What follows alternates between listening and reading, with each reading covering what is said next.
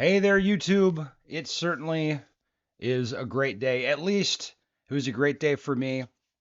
The long-awaited response, I could feel, I knew it was coming from T-Rex Arms, and it didn't disappoint me really in any way. It was even better than I was hoping it would be. Um, so if you didn't know, T-Rex Arms put out a video yesterday. You had Isaac Botkin, David Botkin, the other David, kind of the creepy David, and then the sleepy Colonel guy forming. I think that's the leadership of T-Rex. That kind of pushed Lucas out of there, or Lucas didn't want to work with, whatever. Any way you want to put it. And their video. They put that out. They sent out a mass mailing, which I got yesterday, pointing you to their website where they put out a timeline of events as well as the original partnership document. They're like, oh, we have receipts, I think is what Isaac said in the video.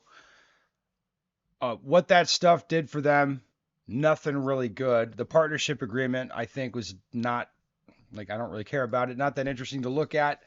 And the timeline of events, I think if you look at it closely, you kind of parse it out, it does more to hurt them and make it seem like they're trying to bullshit you, uh, rather than like give you any useful information or help you. Like, for example, looking at the top of the timeline, like starting in mid 2012, David Botkin experiments and makes a holster for his wife with a popcorn maker and kydex that his older brother Isaac Botkin had bought for a drone project. Okay, the first thing on the T-Rex timeline is I think is basically saying David Botkin was making uh, holsters first. But I mean, he doesn't say it like that, but that's kind of what it's saying.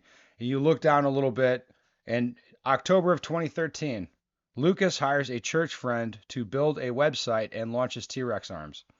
Okay, so it's like, so Lucas launched T-Rex Arms with some other guy who's not named. It was like, well, okay, so that's what I mean. Like, so they have like this timeline. You look at that and you're like, well, this what this says is kind of a little different than the story that these guys are putting out. Um, but it's like, they're picking at certain things. The bottom of the timeline is interesting. I mean, the whole thing, if you like, the more information you have, the more you parse it out. It seems deceptive in the sense that they're trying to get you to come to certain conclusions and they're not giving you all the information. Like, for example, and I put this example up on Instagram last night. Um, May 28th, Lucas hands in his letter of resignation. Again, this is from their timeline. June 7th, Lucas posts a video entitled Why I Quit My Company, T-Rex Arms. Well, what they didn't put in there was that they put up their video and put out a bunch of informational slides on Instagram after Lucas quit, but before he posted his video. So it was just kind of like, well, why didn't you guys mention that? Because you guys posting that is what precipitated Lucas making a video. See, and again, like the whole thing is like this. That's what I mean. It's an interesting thing the way that these guys work. And I was actually kind of like watching. I was just like, this is kind of interesting. Like, I don't really believe anything they're saying, but at the same time, if I listen to it and I parse it out, I don't believe any statement they're making is really a lie in the sense that it's not really true in the technical sense. It's like you always feel like there's something being left out, or it's like I'm getting a story that doesn't really make sense. Like if I zoom out and look at it from 30,000 feet. Instead, I got the feeling like these guys are bending reality to suit what they want it to be. Um, and again, it's like if you like focus on the specific things that they're saying, like I don't really think that they're lying. Like I don't think it's like a material lie in there. However, it's if you listen to them, it's kind of like I think there's a lot they're leaving out, and again, it's designed to sort of to deceive you, really, to give you this impression of events where like this didn't really happen, or it didn't happen like this, or there's something left out, or you're just, like I said, ignoring the big picture. The other thing that became clear from the video, well, a couple of things, is like these four guys definitely working in collusion and don't really like Lucas. So there's a lot of things that happened like over their timeline, and as they recount events, you'll hear about stuff that happens like, yeah, okay. But you get the sense that these guys work together and they're not like doing anything that Lucas wants them to do. So it's like they're like a cabal, like working again. They don't get along with Lucas. Doesn't sound like Lucas gets along with them. They don't really like each other, but these guys, again, they work together, like not with Lucas. Also becoming clear from the video, these guys are assholes. But like in the way that I'm saying, they're not aggressive. It's calm demeanor, but you kind of listen to the like what they're saying. It's like, oh my God. You'd be like, these are difficult personalities to deal with because they don't really want to acknowledge reality. And I'll go through a timeline of video and give some specific examples. But that was kind of the takeaways. Like, man, these guys are dicks. Like, they're not very likable. Um, David Botkin is probably the most likable one. Oh, for sure, the other guy, the creepy David. People don't like that guy's demeanor. Like, something's off with this guy. And, and we're not the only ones saying that. Uh, I have to tell you, listening to their video the first time and looking at the timeline they put out and all that stuff, I was kind of thinking like, man, I think a lot of people are going to have a hard time seeing through this because it's like what I said, is like you listen to the specific statements they make, like I don't think there's a lie in it necessarily, but it's the whole thing is designed to twist your perception of reality. And I think it would be hard for people to see through. I was heartened looking at the comments through their video. I'm like, nope, people are seeing right through this. Like that made me happy. I think people are keyed in and very skeptical when they're seeing this stuff, and again the audience is seeing the bigger picture here. So let's go through kind of the specifics in the video. So they start with like, hey, they understand people have a lot of legitimate concerns. They didn't really say what those concerns might be. It's like, yeah, it looks like you guys usurped your little brother's business, kind of took advantage of him. That's like again the 30,000 foot view. That's what it looks like. It also looks like it's going to be tough going for T-Rex Arms not having their front man. Again, 30,000 foot view. That's what it looks like. So I guess they say, yeah, people have legitimate concerns. They don't really say what is legitimate about those concerns. But they did say if it was true they had stolen the company, it would be a big problem. So they're addressing it, but sort of not really. Anyway, they tell a tale of how they all pitched in to help build T-Rex Arms, which I'm sure there's some truth in that they all did some things. And eventually they got to a partnership agreement that they all wrote. It was kind of one thing that really jumped out at me in the video is like how early in the timeline they're saying like, oh, well, we were discussing being partners, a year or whatever, like years before this thing was actually written and signed. And that's where you're like, okay, so you brought it up and like it was a discussion, but it wasn't the fact of the matter, at least for years. And so they had an agreement that they wrote. um, and this was what was kind of interesting. They got an attorney that represented all four of them. They said this is their story, and then that attorney helped them make a deal that was fair for all of them. And it just kind of you think about that and you're like, well, I mean, I guess it sounds reasonable, but then if you think about it for more than 5 seconds, you're like, well, how can you have an attorney that represents all of your interests? Like your interests aren't really aligned on this thing. Like Luke, according to your own timeline, like Lucas founded T-Rex himself with some dude from the church helping him. Um, how wouldn't his interests be different than the other brothers? Like why wouldn't anybody signing an agreement like this have their own attorney look it over, and then talk about it? And again, like, why would you not? How can you have an attorney represent all four of you? Like, well, I don't really think you can. They did discuss, I mean, another thing that was interesting is they talked about the timeline of bringing Isaac on because I think he became a partner later, and it's like, oh, we needed Isaac for automation. So he wanted a stake in the game, is what they said. But then again, you're like, well, by 2019, the business was going pretty well. What would they need Isaac for to do automation? They could just hire some other dude. Um, they also had the Colonel, like Colonel Sleepy, Mark Dahl, that guy, and he just again he was sitting there, not really engaging a whole lot. I don't really know why he was there. It was I think just to have a non-family member is why they like having that guy around. Okay, then they went through a bunch of kind of the specific scenarios or stories that Lucas had discussed, because I don't know. I think because Lucas talked about it, there was stuff that they felt they had to respond to. And this is where you kind of see like, man, these guys are snakes. Like they're hard to really kind of nail down. So the prenup for Lucas's wife, Kara's prenup, that was a really interesting discussion and part of the video. Um, I really you could tell like, oh, these guys are slippery. So when that was described, it was, oh, let's talk about Kara's prenup. I'm like, okay, well, at this point, like Lucas recognized that he should have a prenup. That was the language used. He recognized he should have a prenup. And then they go on to talk about how, oh, we decided to have a company policy that unmarried owners like have to get a prenup if they get married. And like she didn't take that very well. And you're just thinking there's so much other stuff that had to have been happening. Like how is your opener like Lucas recognized he should have a prenup? Well, was that after like a couple months of arguing or like you guys cajoling him or like what do you mean? The way that they talk it like it leaves so much room in there and you're just kind of thinking like, yeah, there's a lot being left out of that deal. And again, this was how the whole video was.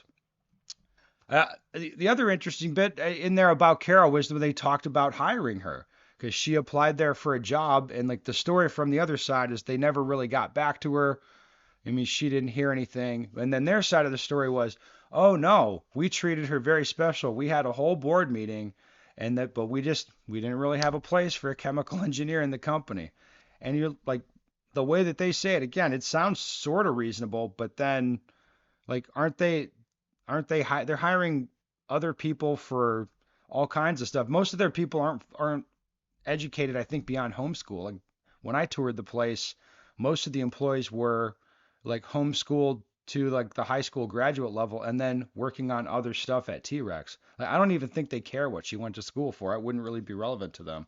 I mean, did Isaac go to school to be an automation engineer guy? Like, I don't know. I sort of doubt it. It was just like, again, you listen to that and you're like, so what happened is she applied, you guys freaked out, treated it differently, and had a bunch of meetings about it on how you were going to not hire her. Because that's what it sounds like. It sounds like the fix was in. You didn't want to hire her because you don't like her, which that's fine. I don't give a shit. Like, but you're not saying that. Instead, you're like, oh, we had special meetings and we don't have a place for a chemical engineer.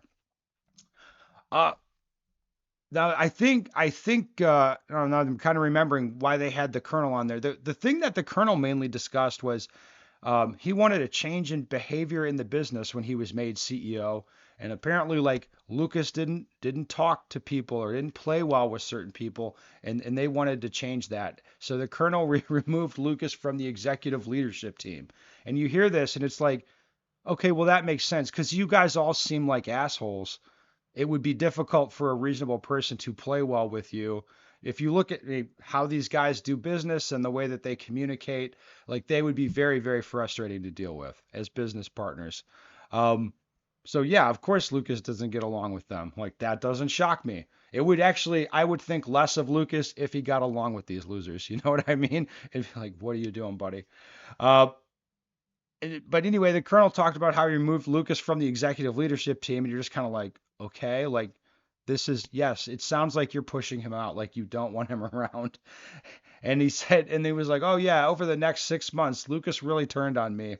Like, he wasn't with me, he was against me. And you're just like, on what fucking planet are you going to remove a guy from the executive leadership team and then continue to have a productive working relationship with them? Like, it's craziness. Like this as an expectation, like you remove him from the leadership team and then you're mad that he doesn't like you or get along with you. It's like shocking. It was wild, that kind of thinking. And again, you could see why Lucas was tired of these guys' bullshit because like that's how they'll act. Like they'll mistreat you or they'll mistreat him or his wife or whatever, and then blame him for his reaction to what they're doing. Um, at one point, Isaac said like, "Hey, we weren't forcing Lucas from the company. We were trying to build something that worked for all of us." And it's kind of like you got it. That sounds like you are forcing him from the company because that would be better for you. But the problem for them is they have to kind of eject Lucas without it being a PR problem, which with how Lucas played his cards, because Lucas had cards to play in this whole thing, obviously, that became impossible for them. They did do some discussion of the buyout. So starting in January this year, they say, I mean, they agree on the timeline on this. Lucas came and said he's not going to work with them anymore. Either I'm going to buy you guys out or you guys are going to buy me out. And they seemed to not like that. They didn't like, oh, Lucas started that discussion. Like, oh, isn't it sad we couldn't get along? It's Lucas's fault. He's trying to do a buyout. But at the same time, like again, Lucas has cards to play here too. So he went in there and he's just like, either I will buy you out or you will buy me out. And he has the mechanisms in place to force precisely that to happen. So what Lucas wanted, like they can say, I don't think they said he made threats, but he can go in there and make threats like that and absolutely act on them and carry them out. He had a way to do that. So when Lucas went to them and talked to them, he played them straight and he told them exactly what was going to happen. It's like, I will buy you out or you will buy me out. And the way that it ended up going is, well, they're going to be buying him out. So I thought that was pretty funny when they acted kind of victimized about that, when really it was like, no, Lucas is playing you straight. You guys are clearly dicks, and he's like he'll buy you out. It's like, oh, you won't do that? Well, then he's gonna go over this direction over here. He's gonna leave. Uh, they did have some discussion of the what sexually explicit stuff sent to Kara. Um, that was kind of awesome. And again, it was one of those like smarmy type of moves where they, a guy sent images to Kara, and then Lucas complained about it. Months later, nothing had really been, that guy hadn't been fired. And then their response is, well, we went to an attorney and he said what we did was reasonable because we suspended the guy and told him not to do that anymore. So if you just take it on the face of it, you're like, well, that sounds kind of reasonable what they're doing. But I think the fact is, if the shoe was on the other foot, if that was David Noor's wife or Isaac's wife on the other end of something like that, it would have been handled differently. The guy would have been fired instantly.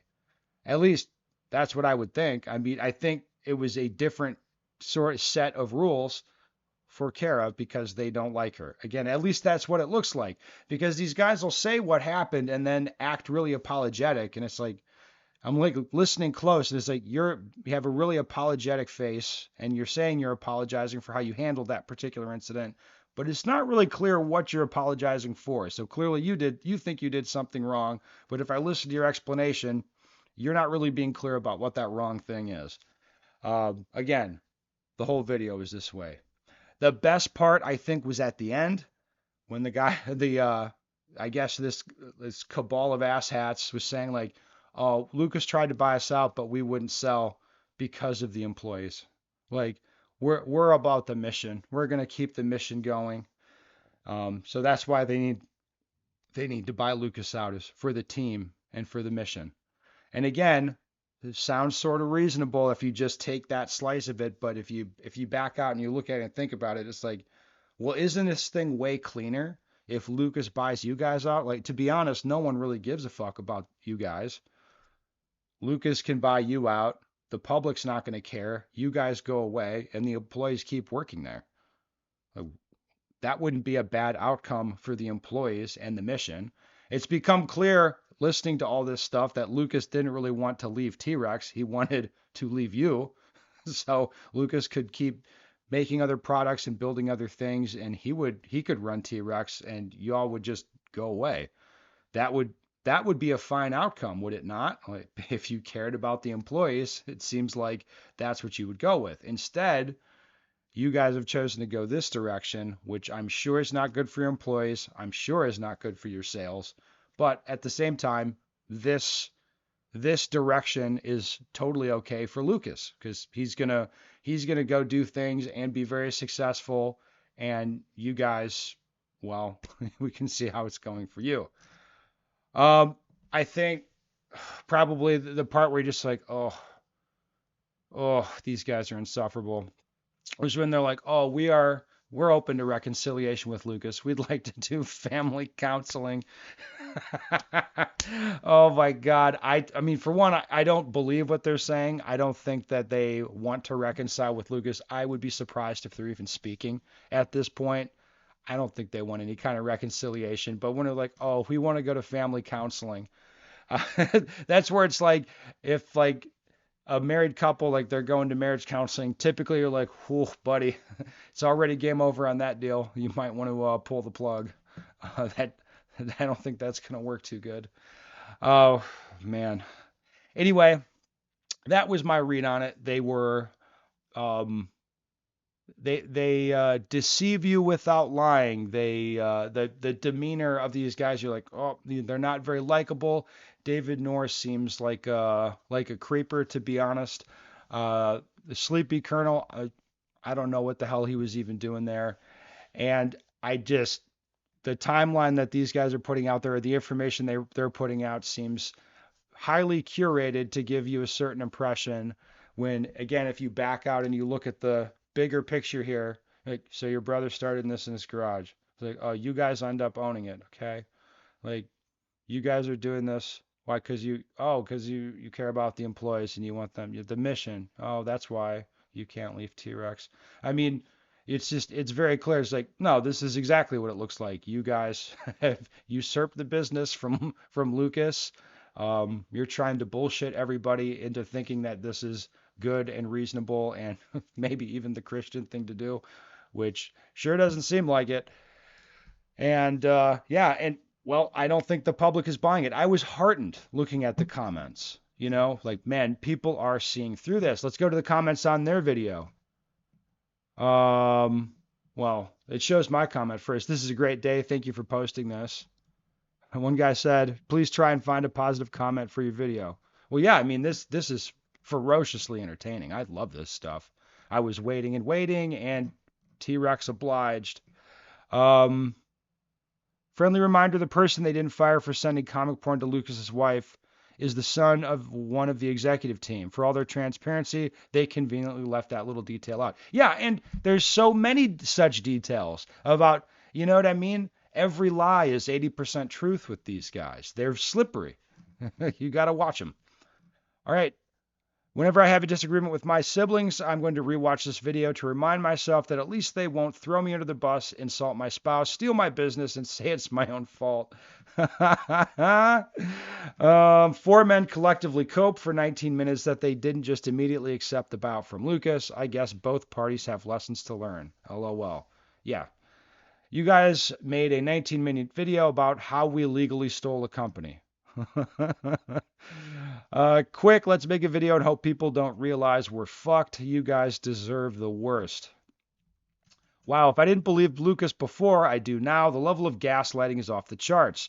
This came off as incredibly insincere. Honestly, the situation with the porn was so ridiculously mishandled that you should be ashamed and embarrassed.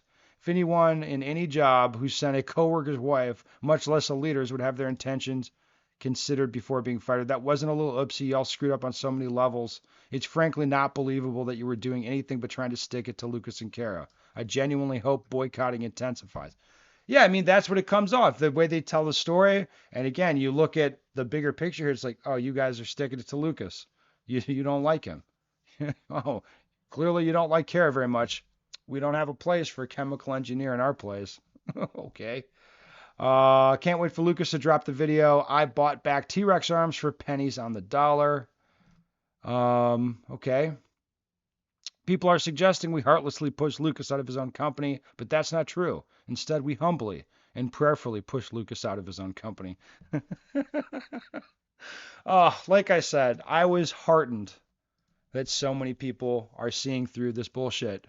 Uh, and I mean, what else is there to say?